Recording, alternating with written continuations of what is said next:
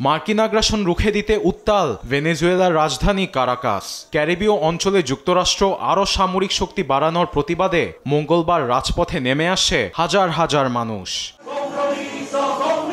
দেশের সাধারণ মানুষের সঙ্গে সামরিক পোশাকে সমাবেশে অংশ নেন দেশটির প্রেসিডেন্ট নিকোলাস মাদুরো। শীর্ষ সেনা কর্মকর্তাদের নিয়ে নেতৃত্ব দেন সামরিক পদযাত্রার। হাতে বলিভিয়ার তলোয়ার নিয়ে যুক্তরাষ্ট্রের বিরুদ্ধে দেন জ্বালাময়ী ভাষণ। যে কোনো হুমকির বিরুদ্ধে মাতৃভূমিকে রক্ষা করা সবার দায়িত্ব। এ সময় ব্যর্থতার কোনো স্থান নেই। সাধারণ মানুষ থেকে শুরু করে রাজনীতিবিদ, পুলিশ, সামরিক সদস্য সবাইকে জীবন দিয়ে হলেও দেশ রক্ষায় প্রস্তুত থাকতে হবে।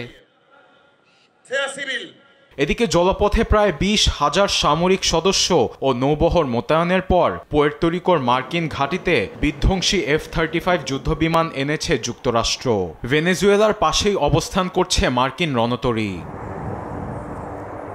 পরিস্থিতি অন্যদিকে ঘুরিয়ে হোয়াইট হাউসের প্রেস সেক্রেটারি ক্যারোলিন লেভিট জানান, ক্যারিবীয় অঞ্চলে মাদক বহনকারী নৌযানে হামলা অব্যাহত থাকবে।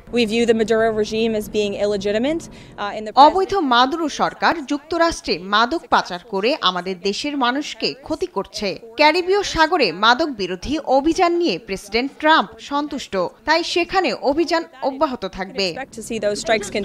ভেনেজুয়েলার পাশে দাঁড়িয়েছে কিউবা। দেশটির পররাষ্ট্রমন্ত্রী ব্রুনো রড্রিগেজ জানান, ক্যারিবীয় সাগরে মার্কিন সামরিক উপস্থিতি পুরো অঞ্চলকে ঝুঁকিতে ঠেলে দিচ্ছে। ট্রাম্প মাদুরোকে উৎখাতের চেষ্টা করছেন বলেও অভিযোগ করেন তিনি। আরবেদ আফসার, নিউজ ডেস্ক, দেশ টিভি।